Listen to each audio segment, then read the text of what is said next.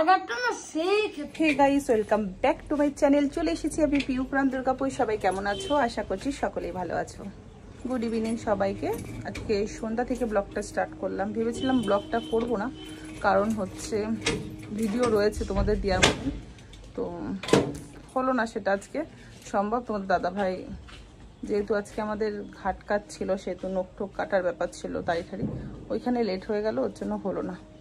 তার জন্য সন্ধ্যা থেকে ব্লগটা স্টার্ট করছি। এখন আমি যাচ্ছি হচ্ছে জাংশনে চুলটা ওয়াশ করতে, আর ছেলে যাচ্ছে যে বালতিগুলো নিয়ে এসেছিলো, সব পুজোর সব খাবার দাবারগুলো নিয়ে এসেছিলাম, তো এইগুলো সব বাড়িতে দিয়ে আসবে।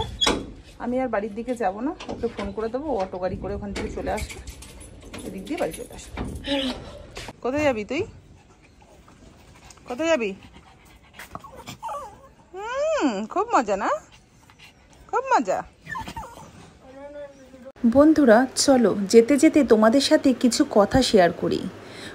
সবার প্রথম বলি, আমি গতকালকের ব্লগটা দিতে পারলাম না, কারণ হচ্ছে একটাই, যেহেতু ওটা আমরা খাবার দিতে গেছিলাম স্টেশনে, তো অনেক ভজগট ল আছে, ওই ব্লগটা এডিট করতে গেলে একটু সময়ের দরকার। আর আমি গেছিলাম যেহেতু জাংশনে, এই ব্লগটা দেখলেই বুঝতে পারবে, সেই কারণে বাড়িতে ফিরতে ফিরতে আমার 10টা বেজে গেছে। এবার 10:30টার মধ্যে তোমাদেরকে ব্লগটা আমাকে দিতে হবে, তো সেই কারণে কি করব, নিরুপায়ভাবে আমি এই ব্লগটাকেই কোনো রকম শর্টকাটে ভয়েস দিয়ে তোমাদেরকে দেওয়ার চেষ্টা করছি।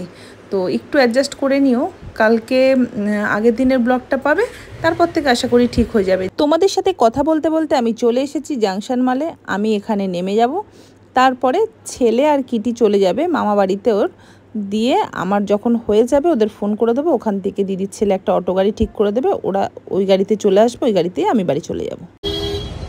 চলে এসেছি আবারও, কিন্তু আজকে এত লেট হলে মুশকিল আছে, জানি না তাড়াতাড়ি দেবে কি না, ছাড়বে কি না, ওটাই হচ্ছে ব্যাপার। এবার দেখা যাক কী করে।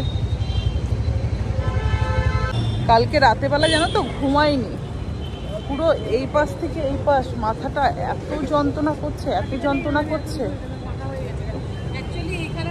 খুব কষ্ট হচ্ছে আমার। আমি একবার ভাবছিলাম আসবো না আজকে, এবার আজকে না আসলে আর কবে আসবো? এখনো পুজোর জামা কাপড় কিচ্ছু কেনা হয়নি আমার। তোমাদের দাদাভাই তো আমাকে খালি সমানে বকবক বকবক করছে, হ্যাঁ জামাটা কিনতে যাও। আমি যাবো, ঘরে না এই মোবাইলের কাজ করতে করতে এনার্জি লেস হয়ে গেছে, আর সেইভাবে তো বেরানো হয় না।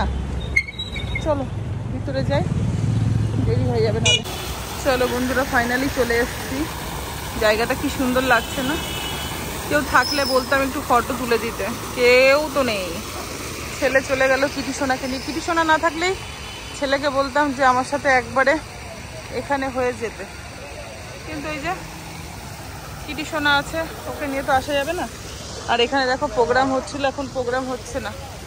তো চলো ভিতরে যাই, গুটি গুটি পায়ে। ছেলে আসলে একটু খাওয়া যেত স্ন্যাক্স কিছু, কিন্তু ব্যাড লাক। জাংশন মলের ভিতরে যখনই এন্ট্রি নিলাম, তখনই যেন একটা পুজো পুজো ভাব লাগছে। দেখো এদিকে বাচ্চারা বেশ সুন্দর গাড়িতে চড়ে ঘুরছে। তার থেকে বড় একটা জিনিস হচ্ছে, এই যে জায়গাটা দেখতে পাচ্ছ, এখানে সুন্দর করে প্রত্যেকটা ফেস্টিভ্যালে ডেকোরেট করে। আর এখানে এখন যেহেতু সামনে দুর্গাপুজো, তাই দুর্গা ঠাকুরকেটাকে কি সুন্দরভাবে সুন্দর সাজিয়েছে, দেখতে পাচ্ছ কি ভালো লাগছে না দেখতে? আর এখানে আসার পরে মনে হচ্ছে যেন একটা দুর্গাপুজো আসছে সত্যি করে।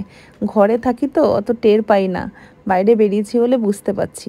তো যাই হোক, যেহেতু সেকেন্ড ফ্লোরে হেয়ারটা আমি ওয়াশ করতে যাব সিগনেচারে, তো সব দিকে তাকিয়ে তাকিয়ে দেখতে দেখতে যাচ্ছিলাম। শপিং মলের জামা কাপড়গুলো বেশ সুন্দর লাগছিল, কিন্তু এখান থেকে মার্কেটিং আমি করব না, কারণ আমার জন্য অনলাইন ঠিক আছে, আর তার সাথে দুর্গাপুর বাজার আর ব্যানাচিটি বাজারই বেটার দেন। সত্যি কথা বলতে ওখানেই আমার ভালো লাগে। তবে এখন অনলাইন থেকে পারচেস করতে করতে না, বাজারটাও যেতে আমার একটুও ভালো লাগে না। ওই ভিড়ের মধ্যে দাঁড়িয়ে মার্কেটিং করা, ওটা যেন আমার একটা অসহ্য ব্যাপার লাগে। ওর জন্য এখনও পর্যন্ত আমি মার্কেটিংই করতে পারিনি। যাই হোক, আস্তে আস্তে গুটি গুটি পায়ে তো উপর দিকে উঠছি, কিন্তু ভীষণ ভয় লাগছে জানো, কারণ আগের দিন আমাকে ঠিক 11টা 10-15তে ছেড়েছে। আজকে কি জানি কি করবে। তবে আজকে আমার সেরকম খুব একটা চাপের কিছু নেই, কারণ হচ্ছে আজকে বলেছিল ওরা 35 থেকে 40 মিনিট লাগবে, যেহেতু রিমুভ করবে, মানে সরি রিমুভ না, ওয়াশ করবে, আর তার সাথে বলেছিল একটা স্পা ট্রিটমেন্ট দেবে। তো বললো যে এটা 40-45 মিনিটের মধ্যে হয়ে যাবে। তো এসেছি, এসে দেখছি প্রচুর ভিড়, চারিদিকে যেদিকে তাকাচ্ছে সেদিকেই সবাই হেয়ার নিয়ে কাজ করছে, কাকে বলি। তো এখানে যে ম্যানেজার আছে সোমেনদাকে বললাম, বলার পরে আচ্ছা দাদা আজকে একটু তাড়াতাড়ি ছেড়ে দাও। দেখো আমাকে ওয়াশে নিয়ে বসিয়ে দিয়েছে। এদিকে ভিড় দেখো, কত মানুষ দেখতে পাচ্ছ। এরা সব বাড়ি যাবে জানো, অনেক রাত হয়ে যাবে। তো যাই হোক, এখানে ওয়াশ করে দিচ্ছে। করে দেওয়ার পরে আমাকে বলল যে তুমি এই ঘরটাতে একটুখানি বসো, তারপরে তোমাকে ট্রিটমেন্টের ক্রিমটা লাগিয়ে দিচ্ছি। তো যাই হোক, আজকে আমাকে কিন্তু একটু তাড়াতাড়ি করেই ওরা করে দিয়েছে। এটা আমার খুব ভালো লেগেছে। দেখো আমার কিন্তু সমস্ত কমপ্লিট হয়েছে। এখানে একটুখানি হেয়ার ড্রাই দিয়ে তোমার চুলটা শুকিয়ে দিচ্ছে, শুকিয়ে দেওয়ার পরে এদিকে সেট করে দেবে, সেট করে কাটিং করে আমাকে ছেড়ে দেবে। তো এদিকে দেখো 100% আমার চুলের কাজ শেষ। কেমন লাগছে অবশ্যই জানিও, যদিও খুব একটা ভালো লাগবে না, কারণ খুব একটা সুন্দর দেখতে তো আমি না। তো যাই হোক, নিজের কাছে ভালো না বলাটা ঠিক না, নিজের কাছে সবাই ভালো বলাটাই উচিত। তো এটা আমি একটা বোকামির কথা বলে দিলাম। নিজেকে না ভালোবাসতে পারলে কাউকে ভালোবাসা যায় না। না গো, ভালো লাগছে নিজেই নিজের বড়াই করছি। যাই হোক, অনেক কথা বলে দিয়েছি। ছেলেকে ফোন করলাম, ছেলেকে বললাম ঝটপট করে বদ্দা ভাইকে বল একটা অটো গাড়ি ঠিক করে দিতে, দিয়ে তাড়াতাড়ি চলে আয়, আমার কিন্তু কমপ্লিট হয়ে গেছে, আমি আর ওইদিকে যাব না। তো এদিকে আবার জুয়েলারি দেখে একটু চোখ পড়লো, বাট নিইনি কিছু। একটা গলার আর একটা কানের দাম করেছিলাম 650 বলেছিল, আমি 600 বলেছিলাম। তো ওনার দামে দরে হয়নি বলে তার জন্য ওটা নেওয়া হয়নি। তো এবার বাইরে চলে এসেছি, এসে এখানে লিফটে যাব বলে দাঁড়িয়েছিলাম।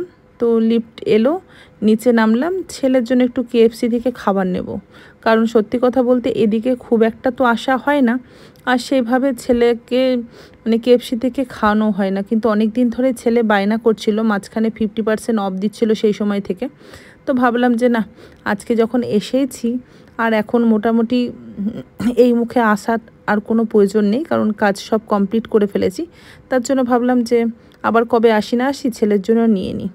তো এই করতে করতে ছেলেরাও চলে এসছে অর্ডার দিতে না দিতে। ছেলে, আমি এখানে এসে আমি যে কী অর্ডার দেবো, তার থেকে ছেলে যখন রাস্তায় চলেই এসেছে, তাহলে ছেলে আসুক, ছেলে ডিসাইড করুক কী নেবে। জানো তো 10 মিনিট বললো বসতে, এবার জানি না কখন হবে কমপ্লিট। আর এদিকে অটোওয়ালা দাদাও ওখান থেকে বারবার করে বলছে এখানে রাস্তা জাম হয়ে যাচ্ছে। দেখা যাক, নানাইকে বলেছি দেখ আমি KFCতে আছি, টুক করে চলে এসেছি। যেখানে খাওয়া সেখানে ননাই নাকি।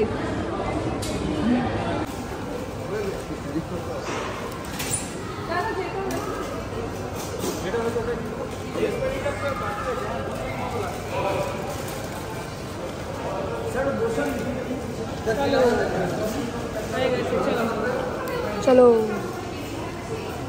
চলো বন্ধুরা, কমপ্লিট হয়ে গেছে। এবার অটোওয়ালা দাদাকে আমাকে খুঁজতে হবে কোথায় রয়েছে। খুব খিদা পেয়েছিল, ভেবেছিলাম ওখানে পপকর্নটা খাবো, বলেও ছিলাম তাই সেইভাবে, কিন্তু গাড়ি এতক্ষণ দাঁড়াবে না গো। চলো বন্ধুরা, এই দেখো চলে এসেছি ঘরে। এসে সবাই ফ্রেশ হয়ে নিয়েছি, ননায় ও ড্রেস আপ চেঞ্জ করে নিয়েছে, নিয়ে এই যে খেতে বসে গেছে আমার হিংলু বাবাটা। হিংলু বাবাটার সাথে এই যে হিংলু মেয়েটা বসছে। মিক্স করতে পারিস? হ্যাঁ, গুড। এবার মিউনিস দিয়ে খা, হেভি লাগবে। মিউনিস বলে না, এটা কি বলে? মিউনিস যা বলবে। হ্যাঁ, ভালো লাগছে না? চলো বন্ধুরা, আমার ছেলে আর মেয়ে যতক্ষণ খাচ্ছে তোমরা ভিডিওটা দেখে লাইক, কমেন্ট আর শেয়ার করে দাও। আজকের মতন টাটা, সবার সাথে দেখা হবে নেক্সট ব্লগে।